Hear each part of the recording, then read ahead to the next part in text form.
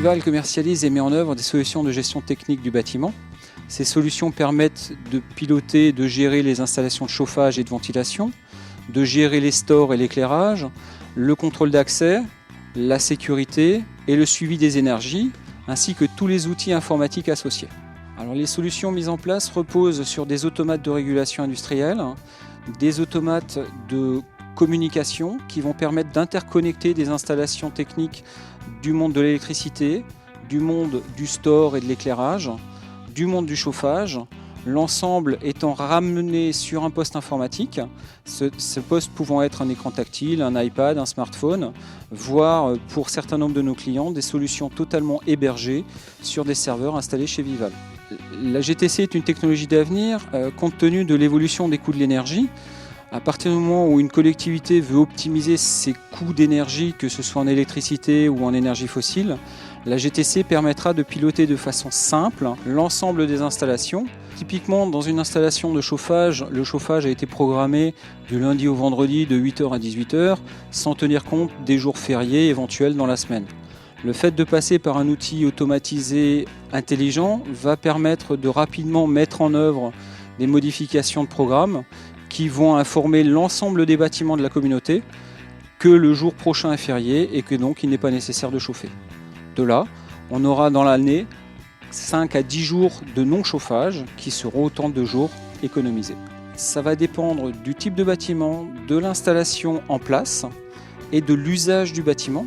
Si c'est un usage de bureau qui est occupé du matin au soir, ou si à l'inverse c'est un bâtiment à occupation occasionnelle, où là le fait de pouvoir gérer de façon simple l'occupation et l'inoccupation générera très rapidement des économies. Toutes les installations sont télégérées, télésurveillées, d'où le terme de télégestion, et donc permettent un suivi en temps réel de l'installation, avec une remontée en cas de défaut, une remontée au service technique, si le service technique n'a pas répondu, au mainteneur de l'installation, et en même temps au service de Vival s'il y a un dysfonctionnement sur l'installation. Sur ce chantier, on a mis en place des automates de marque Sauter qui permettent de mettre en liaison tous les aspects techniques du bâtiment. Donc autant le chauffage, principale activité, que l'éclairage, la gestion des stores, la gestion de présence des personnes. Tout ça pour gérer l'ensemble à partir d'un écran tactile. Donc si la personne sur place quitte le bâtiment, elle n'aura appuyé que sur une seule touche pour que le bâtiment entier se coupe. La lumière va s'éteindre, le chauffage va se couper, la ventilation va s'arrêter, les stores vont se fermer, le bâtiment sera sécurisé.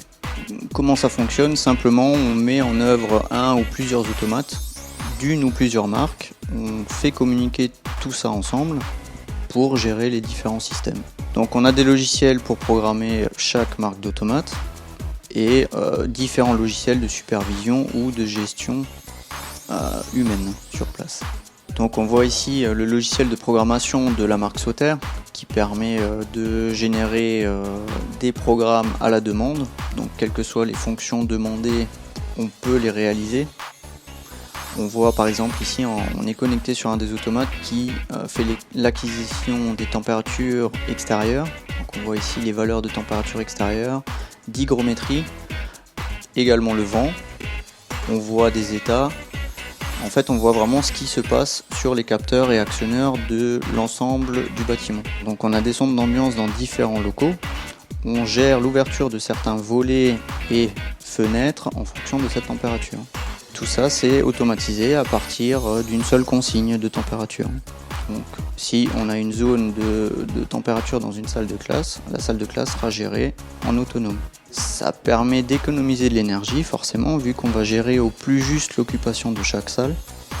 On va éviter d'allumer la lumière alors qu'il n'y a plus personne ou qu'il n'y en a pas besoin. Donc, s'il y a assez de soleil à l'extérieur, on va éviter d'allumer la lumière.